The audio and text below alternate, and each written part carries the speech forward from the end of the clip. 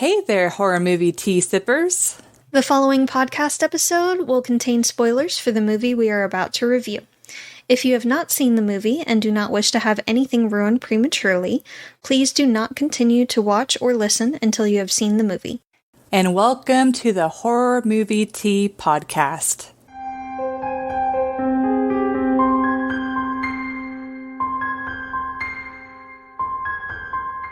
Today, we are covering Studio 666, which was a request by our frequent guest, V. So thank you, V, for the request, and we hope we live up to your expectations.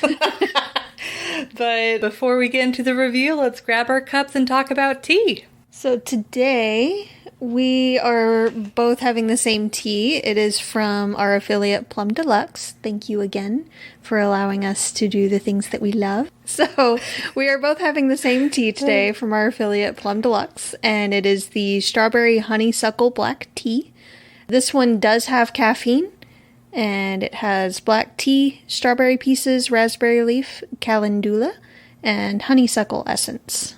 It smelled like just the immediate smell to me. I can smell the black tea and the honeysuckle. What about you? Definitely. Yeah. I smell a hint of the strawberry, but it's more of a back note. Yeah. And it's more the black tea is very strong smelling, and the honeysuckle's just under that. Yeah. I'm too scared to try it right now because I don't want to burn. Oh, we got a risk taker. I like to live on the edge. Is it hot? It's a little toasty, but it's not like gonna scald your tongue right out the gate kind of hot. See? Sorry for those wet noises. I did not mean that. I take it back. But so the initial flavor, it's strong black tea. Yeah, though we did pit a lot of the tea. We pit more than what was recommended. We did make it strong. So maybe that was our fault. But I really taste like the black tea. It's like, I like it. It's interesting because I'm not getting as many of the flavors as I thought I would. Oh. I can taste the strawberry more than the honeysuckle. Yeah, it's like, because I remember we covered a previous tea where it was like that, where it's like you would smell one thing and then you'd taste it and then get another. That's always like it messes with my mind. But that's interesting. But yeah, I like the tea. This is a great like morning or afternoon. This is a get stuff done tea. Yeah, and it's more of for sure like a summer. Oh yeah. Or spring tea. It's a bit more summery, late spring, early summer kind of tea. I feel like this would be a good alternative to coffee, taste-wise. It's strong, especially the way we made it, which, again, could be a lot of it. But it's a get-up-and-go tea. Yeah. So we are going to be caffeine hyped for this episode. Let's do it. For our tea sippers out there, brew yourself a cup of tea, sit back, relax, and we hope you enjoy the review. So for Studio 666, this movie, I guess I should have looked up like the director and stuff like that. Like, I don't know how involved they were, but this is a very, like, the Foo Fighters helped make this movie. The Foo Fighters are going to be making their 10th album, and they just want to make it extra special because it's their 10th album. And they end up coming across or finding or being recommended this mansion that has a history of other bands coming to record. And so they're like, okay, let's do it, because it's like, it just sounded good and stuff like that. And so they get there, and Dave in particular starts being influenced by, I guess you'd call it a demonic spirit. And he ends up getting like possessed, and the other band members are getting killed one by one by him. And he even kills a delivery driver. You watched the movie, or you should have watched the movie, so you know what's up. Hopefully you watched the movie. Hopefully you watched the movie. This is worth it. So for entertainment, I honestly really enjoyed this movie. Like, it's stupid. It's a stupid movie, but it's one of those where you can actively enjoy it. Like, they knew what they were doing. They didn't want it to be a serious movie. It's very comical. Yes, there's a lot of jokes. So I am going to rate it a 7.5 because it's like after we finished the movie, I was like, I kind of want to go ahead and rewatch it tomorrow. Like I actively wanted to rewatch because it's just so ridiculous, and it's very well done. Mm-hmm. Like, whenever V recommended this movie, we were like, oh no. We had concerns. This is going to be awful. And it's like, they knew exactly what they were doing. It's well done. It's a dumb horror movie, but they've got, like, great jokes. They follow a lot of the tropes and play on those tropes. It's a cool movie, but what's nice about the jokes is, because a lot of horror movies will do like cringy jokes, but these were like legitimately funny. Like there was one point where me and Jess had to like pause the movie because we were laughing so hard we couldn't hear what was happening. At the beginning too. Yeah. Don't touch my booba or something like that. Because they're just like intensely staring at each other while you're hearing. That's not what they said. What? Or don't. You said don't touch my boobie. No, booba. Yeah, because that's the nickname. Said, yeah. That's for a grandmother? Yeah. I swear it's booba. Anyways. Nope. Anyways. We were being juvenile and laughing. Well, but I wasn't laughing because he said booby. I was just, or booba, whatever. I swear it's booba. We're going to look it up after this. But, guess that doesn't make any sense. But anyways, okay. They also had an E at the end instead of an A on the subtitles. But that one, okay. We're not Anyway. we're not going to get into this. You can tell us in the comments below and verify what we said, or maybe I'll like hop in the comments later and be like, "It's booba." Anyway. Let's continue. You're the one that interrupted me, but the jokes are legitimately funny. Like they knew what to do with the comedy. There are some cringy jokes naturally, but they weren't like painfully they're like appropriate for the scene. And you could also say the soundtrack is really good. You could say that it rocks. But I mean, it's the Foo Fighters. It's like it better have a decent soundtrack. But just kind of the tone of this movie, it very much feels like a Tenacious D movie meets horror in a lot of ways. Because it's very focused around the band and then them trying to get the album out. And then one thing that was kind of impressive is I wasn't really expecting some of the scenes to actually be legitimately creepy. There wasn't really a point in time that I'm like, oh my god, I feel unsafe. But it's just kind of like, oh, that's that creepy ghost in the background with red eyes. Like, that's creepy. Yeah, a little unnerving. Yeah, that's a good way to put it. It's unnerving. And I thought that they did really good with the kills. They weren't... I mean, there's like maybe one or two that are like cookie cutter kills, but a lot of the other kills were pretty creative. Like with the... I don't remember what that's called. The part of the drum set, the ding ding. I don't know drums very well. I'm sorry. Pretty sure they're cymbals. Oh, okay. So I think. No, but isn't that the triangle? No, the triangle is the triangle. It's no. I don't know. Okay. The ding ding. Okay, so while she's looking that up to verify, another thing too is the story itself is a very typical like haunted house horror story, but I was okay with that because it doesn't really seem to be the point and focus of the movie. It has a strong sense of what they were going for as far as like the tone. Like it doesn't. Yes. Symbols with a C. I was right. Oh, dang. Okay. Oh, well. Excuse me. Anyway.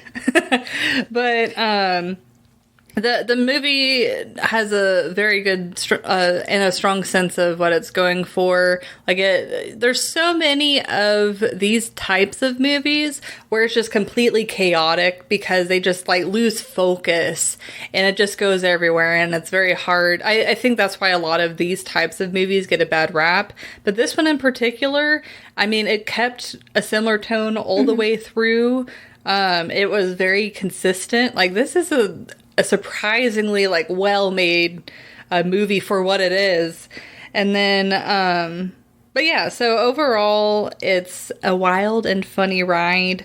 It's not a good scary movie, but it's a good horror movie for people that, you know, enjoy humor and enjoy like the tropes being played around with. And yeah,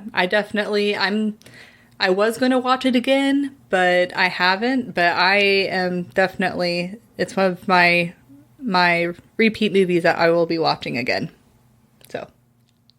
So we're twinsies. And I give it a 7.5 as well. Oh my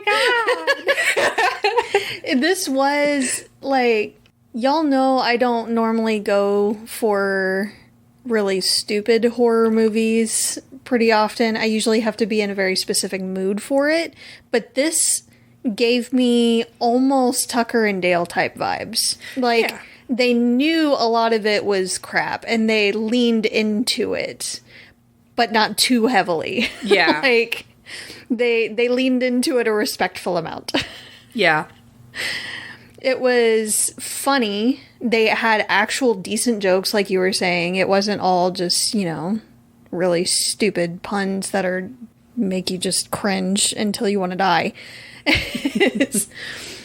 There were funny situations. A lot of it was relatable, and it kept focus throughout the whole movie. Like you said, it wasn't too terribly chaotic or all over the place. There was a clear goal in mind. You knew what was happening, and as weird as some of the things were, because it can get weird with, you know, a rock group, it still had a very solid plot throughout the whole movie. Mm-hmm. So, one of the things that did affect it a little bit, in my opinion, was some of the effects were really, really good. And then they'd have some really crap effects. Like, a lot of the gore and all was decent. It looked really good. Mm-hmm. Yeah. But in other places, the blood was really watery. And it could have been a little bit thicker. But the biggest part, I think, was more the electric effects. I forgot about that. When the guy got shocked, that looked like... That's like Lawmageddon bad. It was bad. The electricity effects were really bad. It definitely gets the point across, and it was kind of funny in how bad it was, but I feel like they could have done that a little better there. And also, that scene in particular definitely hits the realism scale. But there were other effects that, for the most part, were decent. Like, a lot of the scenes with the ghosts or the dark spirits were really good and unnerving, and bravo on those. But there were other times with those same spirits that I feel like it was almost like they showed it a little too much. And it was almost funny watching them instead of unnerving. Yeah, and I feel like the scenes where they did a good job was specifically when it was like really dark. Yes. And so it kind of blended into the background versus I remember some scenes where you could more apparently like see the outline. Yeah. Yeah, those were, I feel like it's more of a balance issue, like you were saying. So that could have been done a little bit better, but on the whole, it is a very, very funny movie. And again, you're not going to get scared by it at all, but it's entertaining to watch. This is one that, again, just like Tucker and Dale, you want to watch it with a group. Yes. You don't have to. It would still be funny without, but it's better to watch it with a group of people, especially friends, that you can just laugh at it and make fun of it the entire time you're watching it. How else would you watch it with strangers? Well, you could. Like, come in. Well, you could, or with family, but though one of those scenes would probably be really awkward with family. Yeah. Because, like There is a many sex horror scene. movies, there is copulation. If you want to get all stuffy about it, yes. They have sex. Well, I hope the mics don't pick that up. At least it didn't last long. There was a barrage of car alarm noises. This is fine. But anything else you'd like to add to entertainment? No, I think I'm good as far as that goes. It's more the realism as per usual with me. And shockingly, I don't have too many notes with that. I think we definitely made that too strong. Yeah, I feel like it needs a little bit of honey, like actual honey. Ooh, that might complement the honeysuckle. I think it would. I think it'd draw it out a little more. Yeah, and I do feel like whenever you oversteep tea, the bitterness just comes out It can. all the more. So I think I made a oopsie poopsie. Because I did this isn't Plum Deluxe's fault. This is my Oh, fault. no, Because yeah. I literally did twice the amount that they recommended. Because I'm like, YOLO! Again, I'm fine with it. But I also tend to like teas that are super strong and that like almost punch you in the face with their flavors. So It's like I don't mind it like this, but it's like the black tea is so overpowering, I can't really taste the other flavors. And so that's why I'm like, Yeah. well, I wish we hadn't have put so much in, because I would have liked the more balance of flavors. yeah. Yeah, because it's like I find like whenever you do like lighter brews, then you can get more of like the fruit notes and all of that. Yeah. But then you get like less of the black tea. It's a balance. It is. And we're still trying to find that balance. But anyways. This side. So for realism, I would give this a 2.5. And just... This movie was not made to be realistic, and honestly, it not being realistic, doesn't take away the entertainment for me. It does take away, like, the inconsistency of the effects is really the only disappointing thing about the realism. Like, as you said, like, if it'd be nice if there's more consistency in, like, the blood and stuff like that, but that, I mean, that doesn't what... You want more consistency with the consistency of the blood? Yes. Yes. So do I. Consistency everywhere. So do I. But in reality, me and Jess obviously both really found the movie really entertaining. Yeah. So it's I like, was surprised by how entertaining this movie was. because it seemed like you weren't really looking forward that much to. I was movie. hesitant about this movie. Like, the premise of it when we read the description sounded interesting, but it also sounded like kind of a B movie or Yeah. a home movie almost. Yeah. That the band was like, you know what? Let's do it. And they were just kind of effing around. Yeah. But after watching it, it was surprisingly good. Yeah. But kind of digging more into the details of the realism. So the first thing for me was that like really took me out of like the realisticness was the fact that whenever Krug died, Dave really wasn't broken up about it.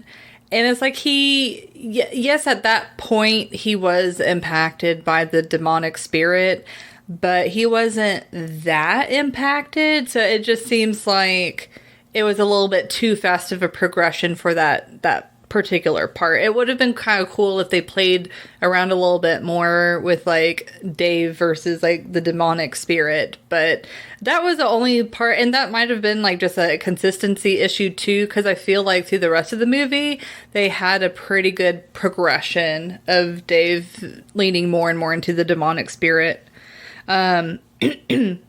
Also, this is just like a little nitpick, but the fact that they were able to tell that the first body that they found was the delivery driver's because of his energy beacons.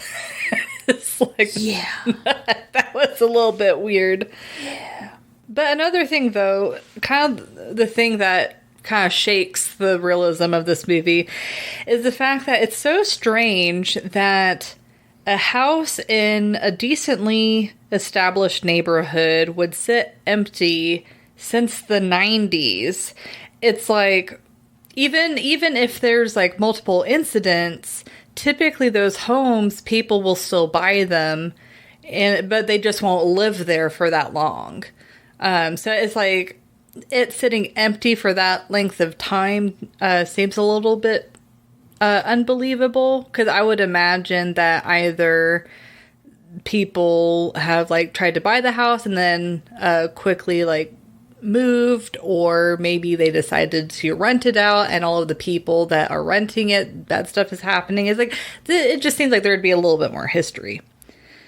And also, I'm not in a band, so maybe I'm just ignorant to this fact, but it also seemed a little bit weird that the band would go to a house to record an album in that type of neighborhood. Like, I could see them going to like a very remote location where no one can bother them to record the album, but the fact that, I mean, it's in a nice neighborhood and it's not like the houses are like right next to each other, but it's still like, people can easily see them and then go bother them and stuff. It was just kind of, I feel like if they had just moved the house to out in the middle of nowhere, it would have made it immediately a little bit more believable.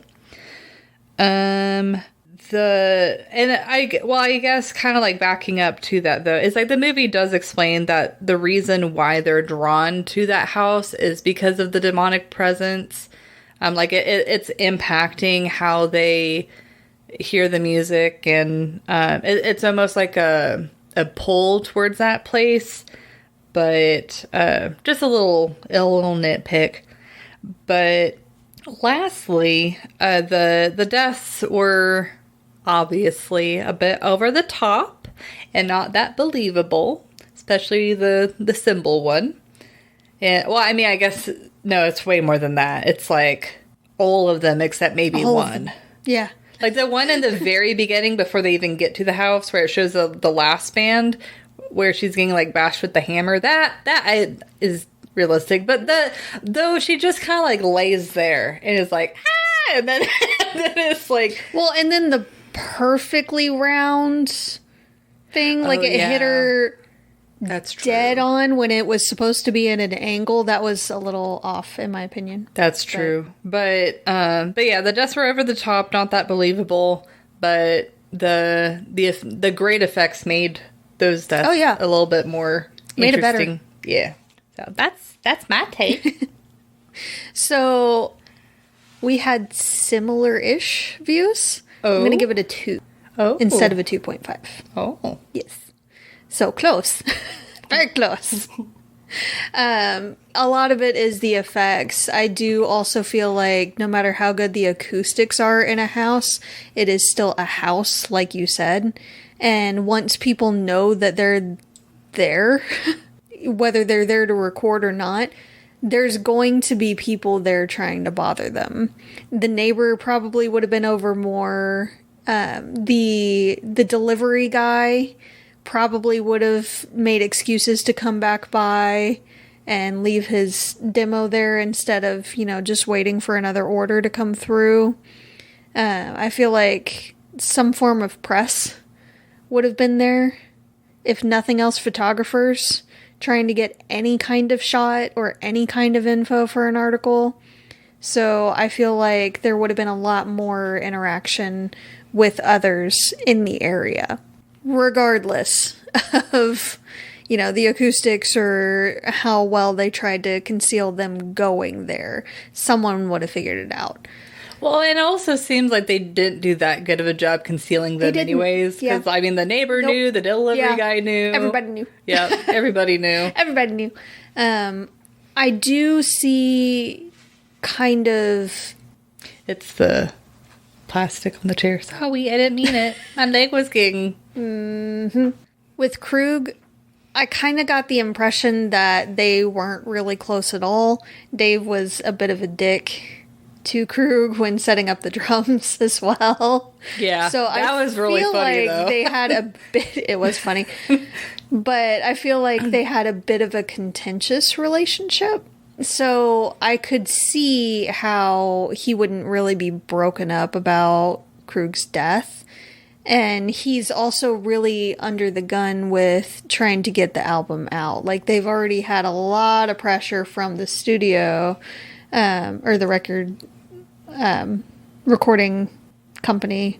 Yeah, whatever those are called. Record label or... Yeah, the label. Yeah, thank you. My mind had completely blanked. They've had a lot of pressure from the label trying to get their next album out, and they haven't even started. So I get him wanting to really try to push through. I feel like that wouldn't have happened in a timely fashion. Like, they wouldn't have just carted off the body and been like, yep, you're still good to record. Everything's fine. No, there would have been an investigation. There were burn marks all up the wall from the outlet. Like, they would have had an electrician come out and check the wiring and everything, make sure that it's still safe for them to even be there.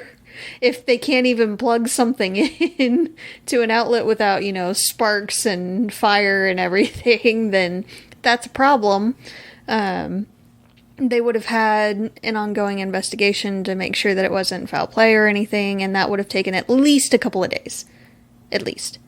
So, no. Plus, funny as it is, no.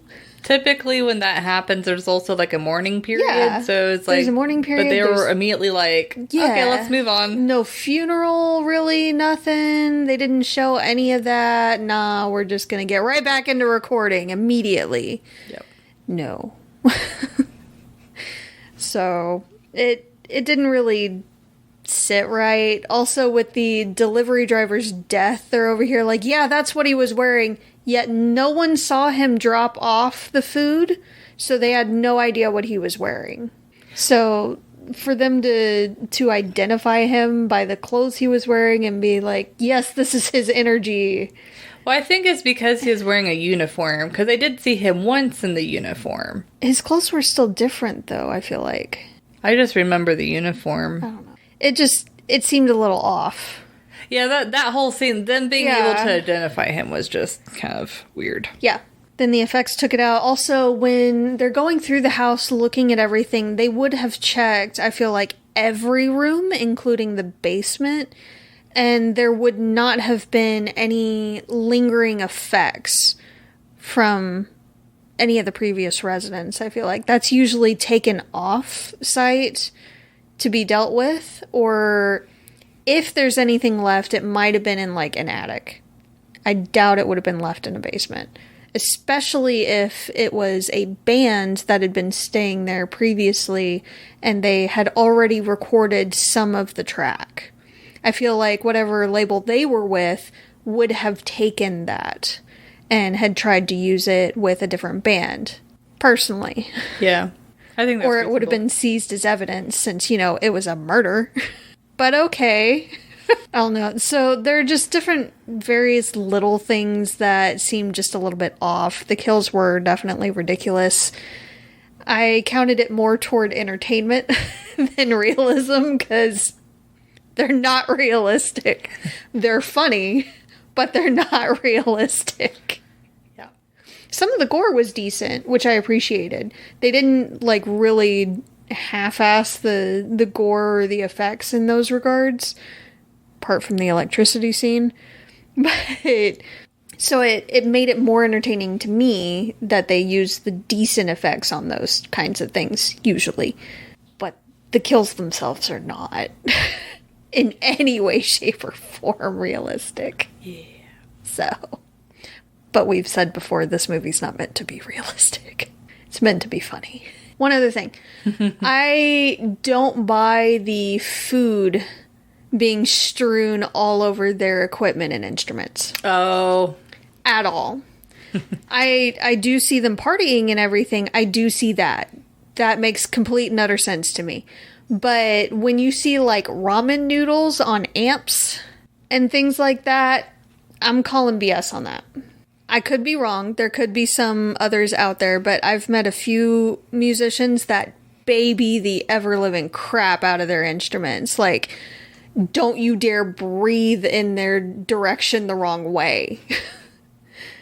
So, I'm not really seeing them throwing the guitar down and storming out of the room, or ramen noodles on amps, or other various food items strewn all over their other instruments. I don't see it. I see maybe a container of food, likely empty, left on like the drum set or the keyboard or something like that. But I don't see stuff draping over and like dripping off of it. No. But that's just me. There. Now I'm done. I'm truly done. That's all I had. Well, thank you for joining us today, and comment on what you thought of the movie. If you would like to keep up to date with our content or recommend a movie or tea for us to try, you can find us on Twitter, Instagram, Facebook, YouTube, and most places that you listen to podcasts. And if you'd like to support us monetarily, we do have a Teespring available with new merch on the site. Got new merch, Yes. finally, after like 2 years, or a year and a half. Hasn't been too long. It's fine. This is fine. We have new merch available. And we also have a donate button as well if you'd like to just straight up donate to the podcast. We do have our affiliate link down below as well for Plum Deluxe. It does not change the price of the tea at all. It just supports the podcast a little bit. We get a small commission for those. But until the next time, guys, stay safe and stay spoopy. Bye!